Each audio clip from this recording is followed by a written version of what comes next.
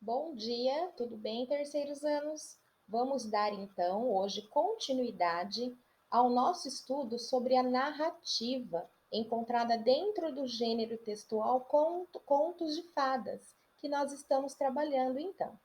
Olha só, nós vamos entender essa estrutura agora dentro da história que nós lemos. Eu tenho certeza que vocês leram e vocês ouviram, certo?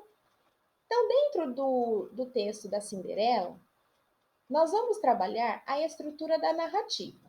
Vamos lá. Dentro dessa estrutura da narrativa, o conto de fada Cinderela, ele começa com a apresentação como era uma vez. Olhando aí no texto de vocês, vocês percebem o início da história, né? O que ele está falando, né? Neste momento, o que o narrador ele apresenta? Quais são os fatos iniciais?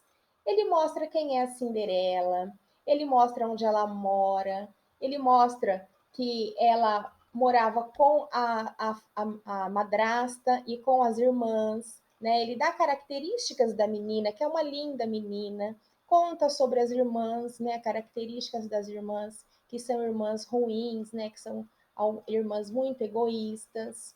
Quando que essa história acontece, né? Lá no tempo passado, no tempo dos reis e rainhas, né? Então a gente já imagina que é uma história que aconteceu lá atrás.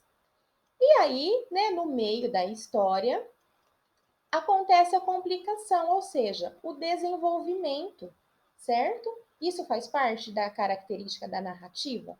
Faz também. Então, nós vimos o início, né, que é a apresentação da personagem com suas características, e agora vem o desenvolvimento, né, que é a parte onde todo o conflito começa a acontecer. E na história da Cinderela, como foi que se desenvolveu esse conflito? A partir do momento que Cinderela, então, pede para ajudar as irmãs, né, a elas se prepararem para elas irem ao baile.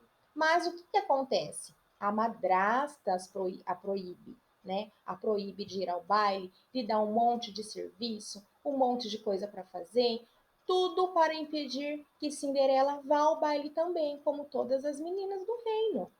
Mas o que, que acontece então aí no meio? Acontece ajuda, né? Os amiguinhos de Cinderela vão lá e começam a ajudá-la e de repente aparece a fada madrinha, né?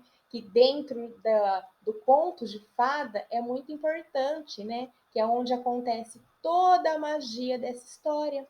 E faz o que conosco, né? Que estamos ali atentos, prestando atenção, né? Querendo saber o que vai acontecer. É o momento onde acontece o clímax, que faz parte também da narrativa, que é onde o leitor começa a ficar super curioso, querendo saber o que vai acontecer, não é?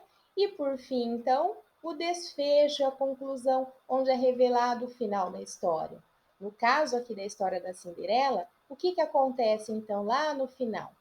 O príncipe começa a procurar por Cinderela, que teve que sair correndo do baile. E aí ele está então com seu sapatinho de cristal à procura da sua amada, chega na casa onde mora Cinderela, as irmãs tentam impedir de toda forma que Cinderela apareça para o príncipe, elas tentam calçar o sapatinho, mas o sapatinho não lhe cabe, e por fim, então, acontece o reencontro entre o príncipe e a princesa, não é? E por fim, então, o final feliz, né?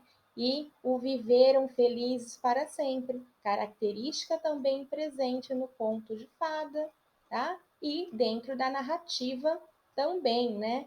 Este desfecho final, a conclusão. Então, pessoal, fica aí então para vocês, né, as características principais de uma narrativa.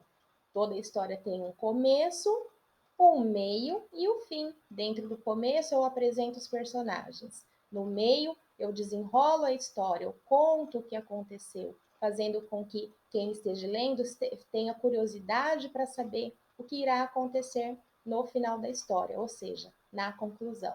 Então, narrativa ela possui começo, meio e fim, certo?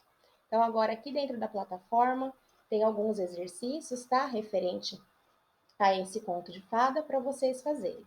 Um grande beijo e até a próxima!